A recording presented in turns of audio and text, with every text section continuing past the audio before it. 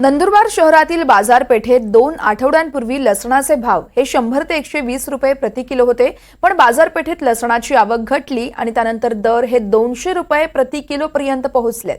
अवकाळी पावसाचा फटका लसणाला बसल्याचं बोललं जात आहे।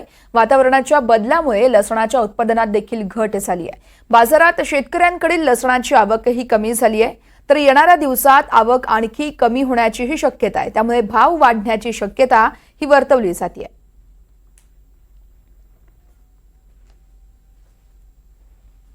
नंदुरबार बाजारपेठेत लसणाचे दर वाढले आहेत। आवक घटल्यानं लसणाचे दर वाढल्याचं बघायला मिळतंय। अवकाळी पावसाचा लसणाला फटका बसलाय।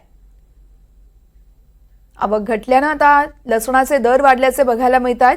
नंदुरबार मधील बाजार समितीमध्ये सध्या लसणाला 200 पार दर हे बघायला मिळतात। नंदुरबार मध्ये आवक घटल्यानं लसणाचे दर हे वाढल्याचं बोललं जात आहे। अवकाळी पाऊस आणि याच पावसाचा इतर शेती पिकांसह लसणाला देखील चांगलाच फटका बसलाय।